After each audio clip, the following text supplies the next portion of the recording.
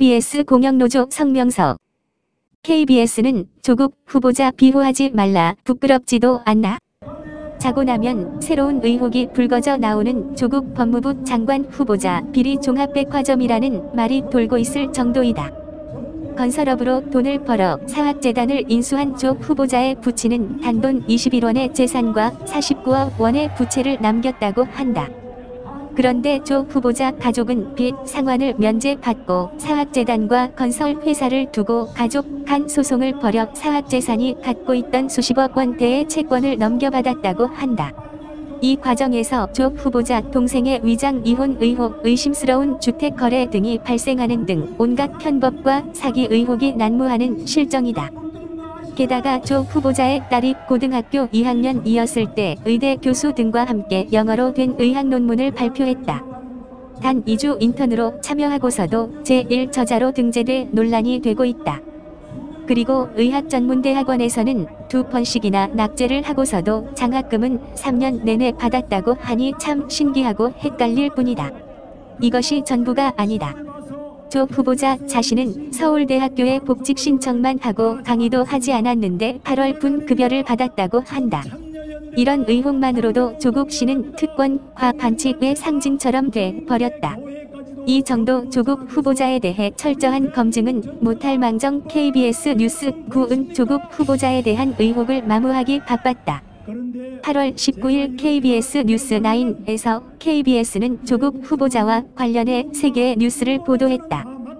톱뉴스는 조국 후보자를 두고 여야가 총력전을 벌이고 있다는 것으로 조 후보자의 비리 문제를 여야의 정쟁으로 몰아가려는 것 같았다. 두 번째 아이템은 조국 동생의 전처가 위장 이혼, 위장 거래 아니다라고 주장하는 내용이었다. 조 후보자의 동생 부인의 주장을 일방적으로 보도한 것이다.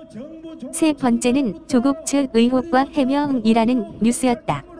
이 뉴스에서 KBS 기자는 조 후보자 측은 사모펀드의 실소유주가 조국 후보자의 조카라는 사실이 전혀 사실이 아니라고 말했고 투자를 받은 업체 역시 억울함을 호소했습니다.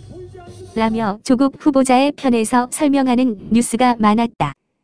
KBS는 새 의혹에 대한 보도는 없고 그저 제기된 의혹을 무마하거나 변명하는 듯이 보도하고 있는 것이다. 참으로 부끄러운 뉴스이다.